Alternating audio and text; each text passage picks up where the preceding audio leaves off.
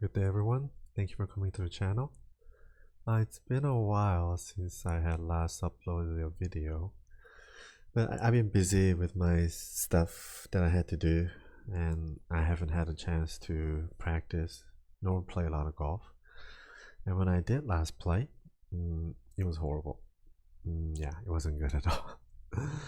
So, I've been kind of like trying to get back into more practicing, and hopefully kind of get back to where I was before the whole pandemic and just working from home.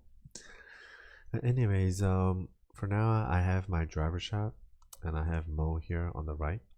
And let me draw some lines and also let me kind of talk about my preparation process as well as some of the revelations that I have had with the recent practices.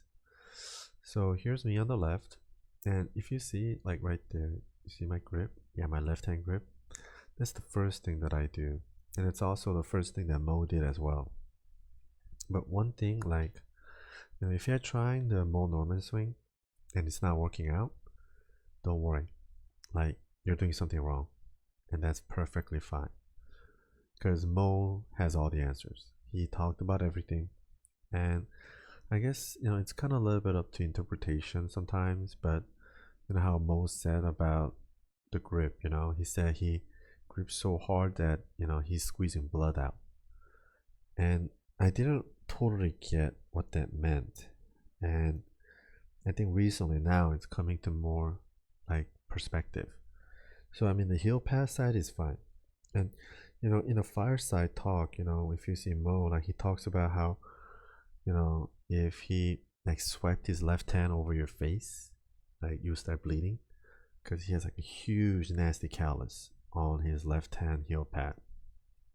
And look at yourself, right? Do you have a callus there?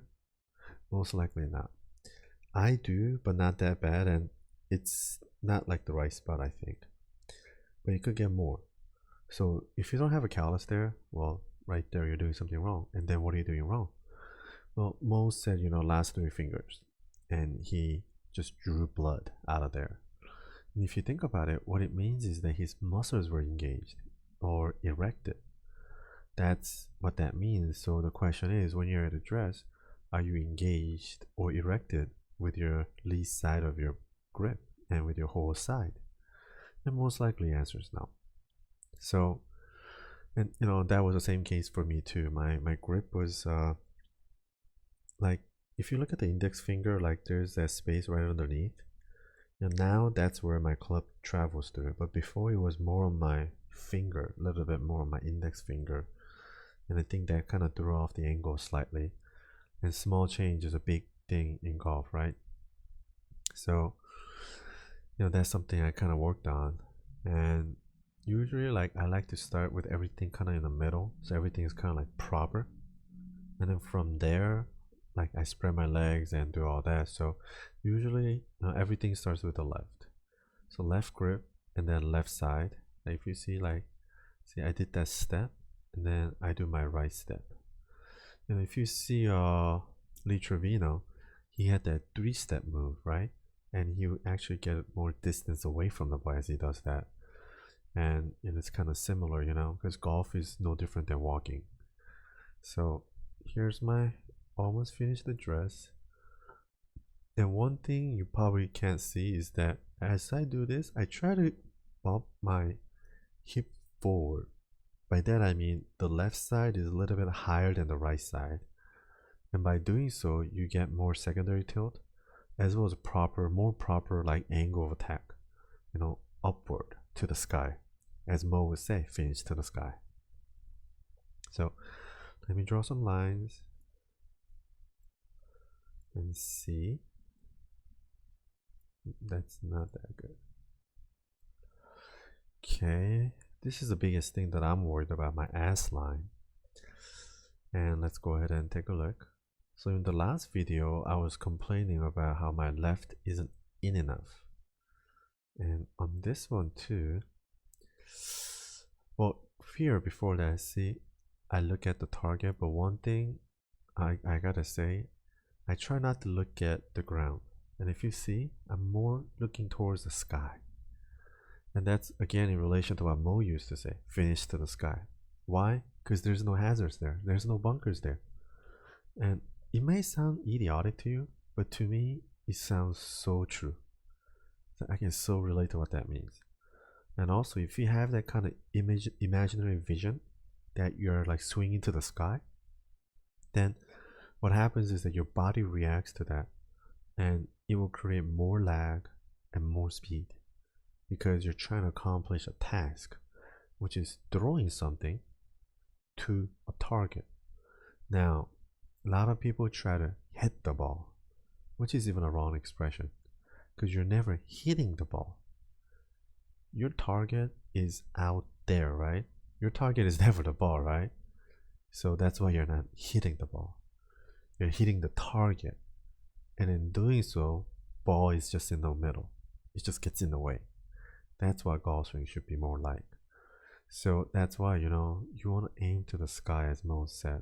And if you play by height, which is probably Mo is the only player who ever did that. And when you do that, it just creates even more consistency because you're not worried about horizontal anymore. The horizontal left or right, it's just not even part of your variable. You're just looking at that target in the sky. It helped me a lot, I'll say so. But anyways, going on, as I come back, and I have a little breathing right there that happens, and that's in preparation for the momentum that will happen and how I have to, fend against it or stress against it. So now here's the first part of my move, the one, as Todd Graves would say.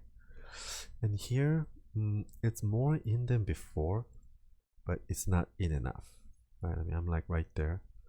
If you see Mo, yeah, you see that he's more low, and that's one thing Mo said too, right? He would put that coin 44 inches and behind, and he would try to hit that every time he did a backswing on his driver. And that's what Mo said, he's always low. He was never in a hurry to lift up the club. So in that comparison too, as you guys can see, my hand's more up than Mo. Mo is still on the ground, so that's how shallow he is. So it's really amazing what he did on that. And going with my swing, so here's a parallel under parallel that Todd Grace would talk about. And it's a good thing that I have it. Why am I missing stuff? Yeah. It's a good thing that I have it, but it's not as wide. It's a little bit narrow. If you look at Mo, yeah, that's pretty wide, and that's exactly what you want. And I think in doing so, it also kind of limits the backswing distance. I think, because for me, I go over, which you will see, whereas Mo, he kind of finishes more on the shoulders. And then continue with my swing. So like I just said, I go really long. And my last video too, this is just one thing that always happens with me.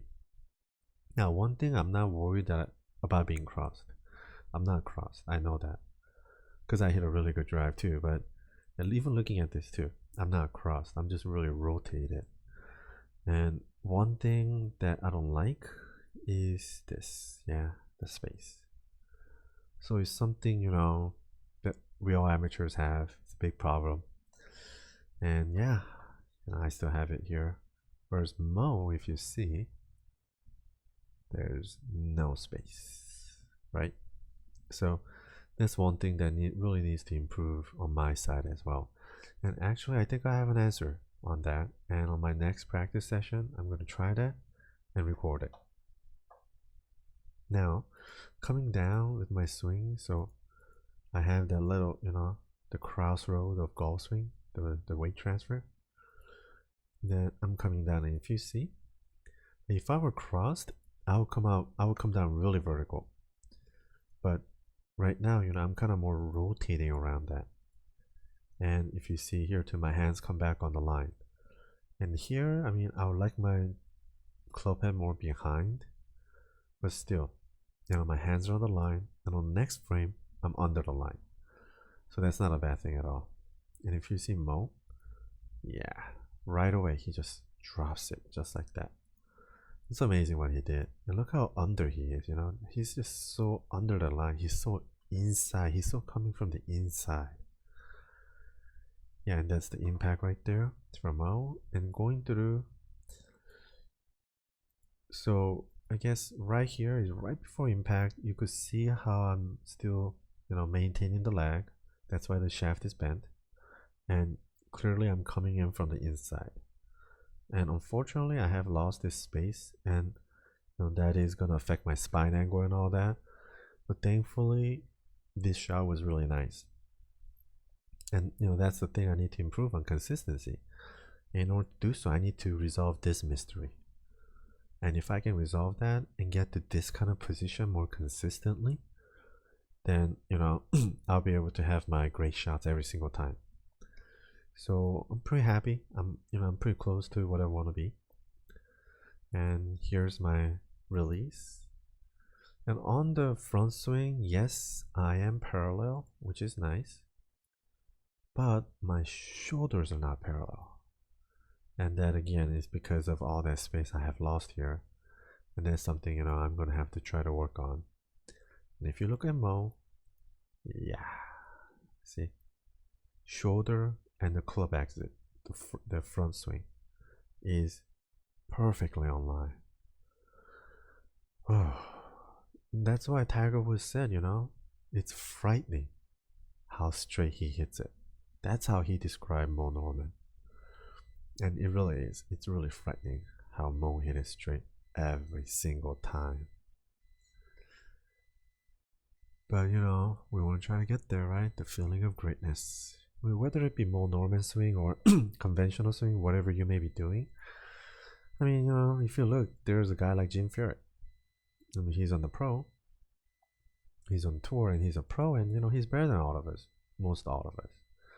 So, I think if you look at Jim Furyk, like, who's really opposite of Moe, who stands really, really, really close to the ball, and yet he's still able to, have lag in his strike. So, in a way, like, there is no right or wrong swing. Moe Norman, I think, figured out the most effective way to swing and most safe way, but that doesn't mean it's the only way, right? And conventional, to a certain extent, it does work. I mean, all the pros are conventional, and they're having lag on their swing. But I think it's also in relation to like how your body type is. And with Jim Furyk, he figured it out in his way, and that's exactly what Moe said when Moe was asked, like, "Oh, should people do your swing?" And Moe said, "No, they should find their own swing. They should study their own swing more than looking at other people's swing." And I think Jim Furyk is a perfect example of that case. And and in extension, I think with that saying, like, I think you have to find your own single plane swing. That's why for me, like, kind of like being long on my backswing, I've been so stressed about that, but I think I just like accept it now. So you know what, it is necessary, like, fix it per se, and it's like, why not just accept it and just go on. I mean, in the end, like, if I'm striking the ball well, then what's the problem? And who knows, if I kind of like work on my ass line problem, maybe that long extension might go away too. So anyways, here I have a 9-iron, and I brought Chandler Rusk from Graves Golf Academy.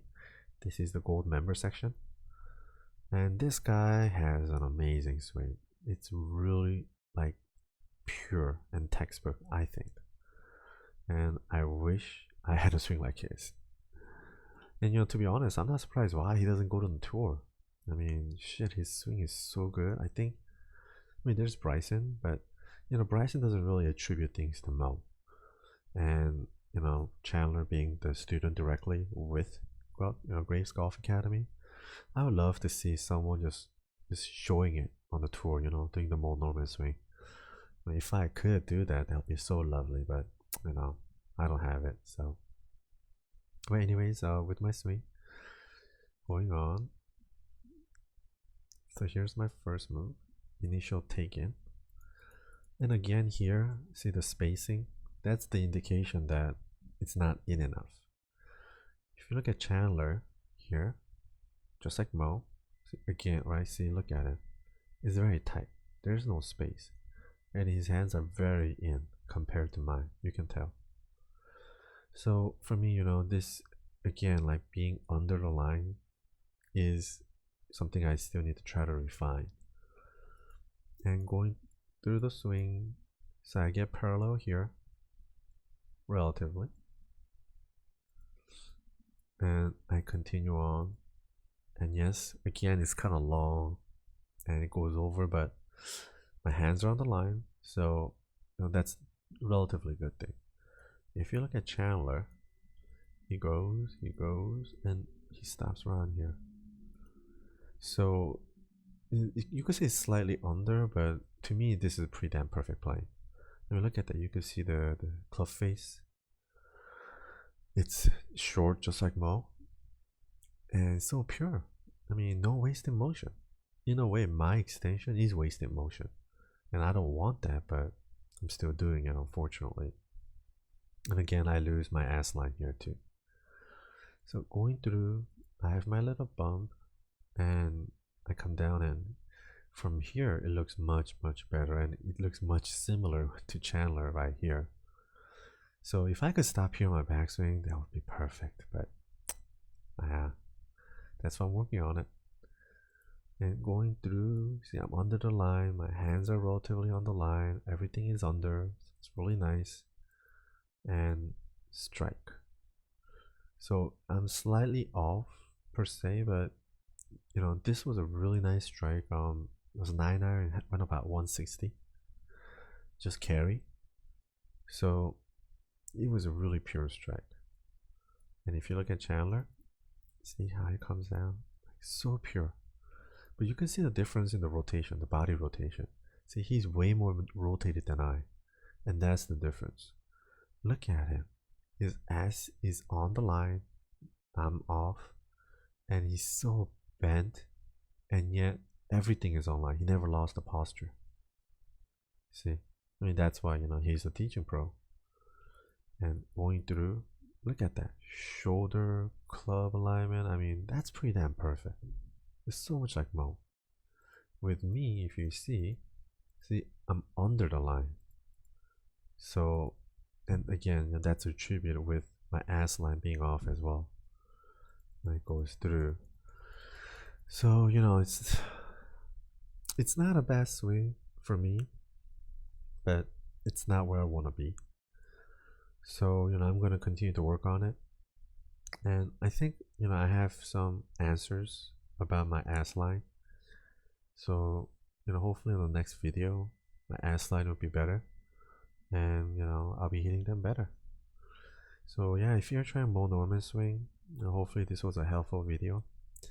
And, answer is already out there. Moe figured it out. Just, believe in what he said and just follow his footsteps. You're going to get there. Yeah. Good luck, everyone. Thank you very much.